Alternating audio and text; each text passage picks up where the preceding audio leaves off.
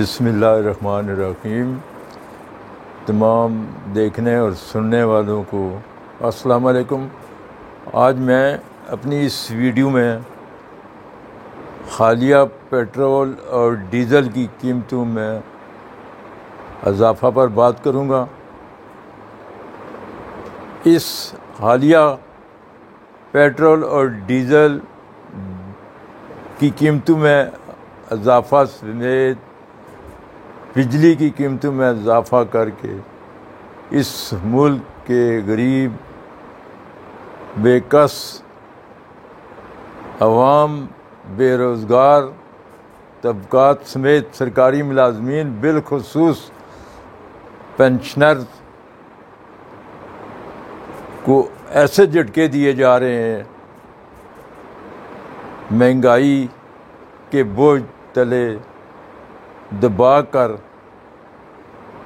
ऐसे महसूस हो रहा है कि ये हुकूमत इस अवाम को, सरकारी मुलाजमीन को, पेंशनर को खुंडी छुरी से ज़बह कर रही है। इसमें कोई शक व शुबा की गुंजाइश नहीं। ये हकीकत है। ये हमारा मुल्क जब से आज़ाद हुआ है एक इस्तेहसाली निज़ाम हम पर मुसल्लत कर दिया गया है। इस गरीब अवाम का, मुलाजमीन का शदीद तरीन इस्तेहसाल किया जा रहा है। हालिया पेट्रोल की कीमतों में 19.95 और डीज़ल की कीमत में 19.90 रुपये इजाफ़ा करके वज़ीर आज़म पाकिस्तान आंसू बहा रहे हैं। पता नहीं वो खुशी के आंसू हैं, मगरमच्छ के आंसू हैं या गमगीन आंसू हैं। समझ नहीं आ रही है कि क्या किया जा रहा है। शदीद इस्तेहसाली निज़ाम में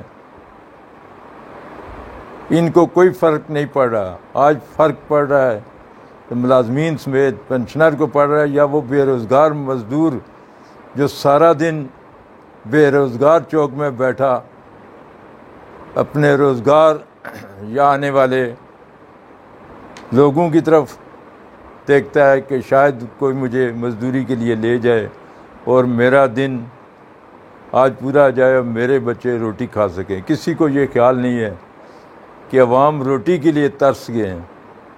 अवाम को बुनियादी ज़रूरतें वो पूरी नहीं हो रही हैं।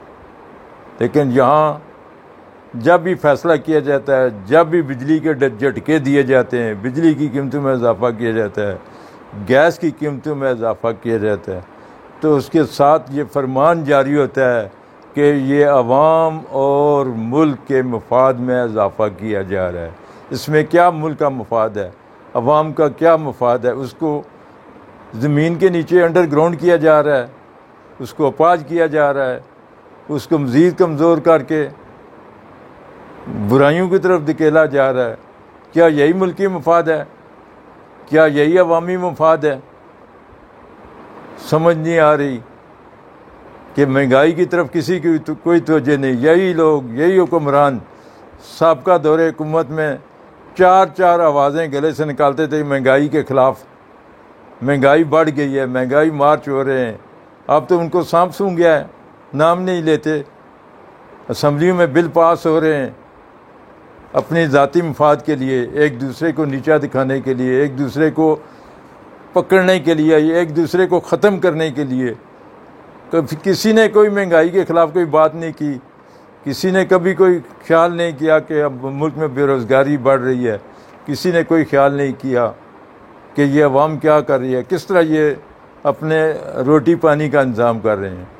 आज सरकारी मुलाजमीन, उनकी तनख्वाहों में इजाफ़ा किया गया है। इस मुल्क का आलमिया है कि जितना भी टैक्स जमा होता है 70% तनख्वाहदार तबका जो है वो टैक्स देता है, बाकी 30% बाकी लोग देते हैं। 70% टैक्स जो है वो तनख्वाहदार तबका उसकी जेबों से निकाला जाता है, उनके बच्चों के मुंह से निवारा निकाल कर टैक्स ले लिए जाते हैं। आज सूरत हाल ये है कि अगर 170 रुपये की आपने गैस जलाई तो आपको 3000 जो है वो टैक्सेशन में देने पड़ेंगे। आपको 3000 रुपये फ्यूल एडजस्टमेंट टैक्स में देना पड़ेगा। आपको एक्स्ट्रा फ्यूल चार्जेस देना पड़ेंगे। अगर आपने बिजली 500 रुपये की जलाई तो आपको 2500 रुपया साथ टैक्सेशन के देने पड़ेंगे। आपको फ्यूल एडजस्टमेंट होगी। आपको रेडियो के लाइसेंस के पैसे जो साबका दौरे हुकूमत में, अब तो रेडियो की अहमियत ही ख़त्म हो गई है, लेकिन पैसे पूरे करने हैं। पैसे पूरे करने के लिए पर हेड पर हाउस 15 रुपये टैक्स लगा दिया। 35 रुपये पहले भी ले रहे हैं, अब 15 रुपये मज़ीद लगा दिया। टैक्स दर टैक्स लगाए जा रहे हैं सिर्फ़ और सिर्फ अपनी जेबें भरने के लिए।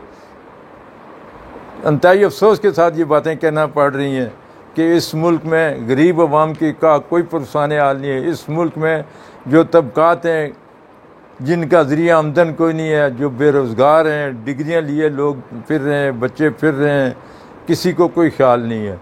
यही बच्चे जो डिग्रियां लेकर फिर रहे हैं, उनको अगर रोज़गार नहीं मिलता तो वो किधर जाएंगे? किसी के तो गले में पड़ेंगे, किसी का गिरबान तो पकड़ेंगे, किसी जगह वो कार्रवाई करेंगे। वो उनकी तो मजबूरी है, उन्हें रोटी खानी है।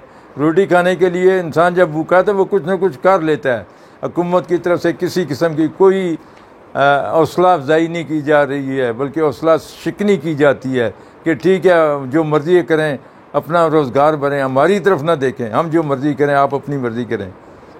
तो नतीजतन आज अवाम में शदीद तरीन बेचैनी है।